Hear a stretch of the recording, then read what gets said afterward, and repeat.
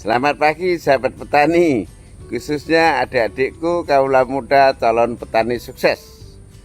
Pagi ini saya Wayan Supatno sebelum berangkat bertani ke kebun mau berbagi topik yang cukup menarik, yaitu improvisasi diri atau mengembangkan diri.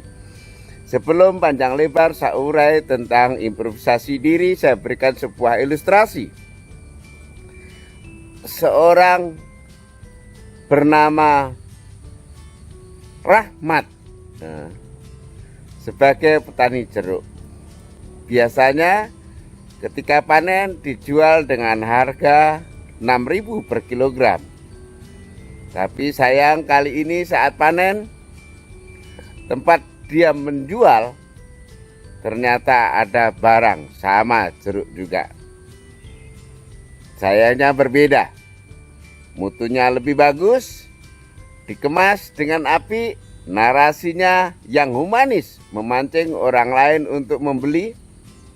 Di grading dipisahkan, ada grade A, B, dan C, sehingga konsumen tinggal memilih. Dan yang terpenting, dalam mutu yang bagus, dikemas yang bagus tersebut, harganya jauh lebih murah dibandingkan milik Pak Rahmat. Ya. Biasanya Pak Rahmat menjual 6.000, kali ini pesaingnya Pak Rahmat menjual hanya 4.000. Tentu ini berdampak serius bagi Pak Rahmat. Sesungguhnya apa yang dilakukan oleh pesaingnya Pak Rahmat tersebut? Itulah yang bernama akibat dari improvisasi diri. Ya, saya ulangi, itulah dampak produktif dari improvisasi diri. Improvisasi diri seperti saya bilang tadi adalah sebuah proses pengembangan diri. Penjabarannya adalah harus tanggap, tanggon, dan terengginas. Tanggap artinya peka terhadap maunya dinamisnya pasar atau intuisi. Kedua, tanggon mampu menempatkan diri, STP-nya, segmenting, targeting, dan positioning-nya. Terakhir, terengginas, reaktif, cepat, memenuhi apa maunya dan keinginan pasar. Itu. Lalu caranya bagaimana? Dengan cara-cara inovatif supaya produksinya meningkat, tetapi biaya serendah mungkin.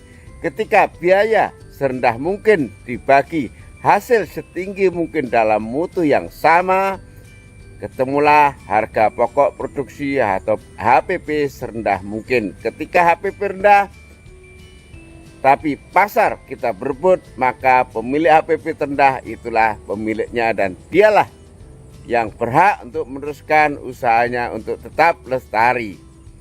Nah, berikutnya adalah percepatan penetrasi pasar.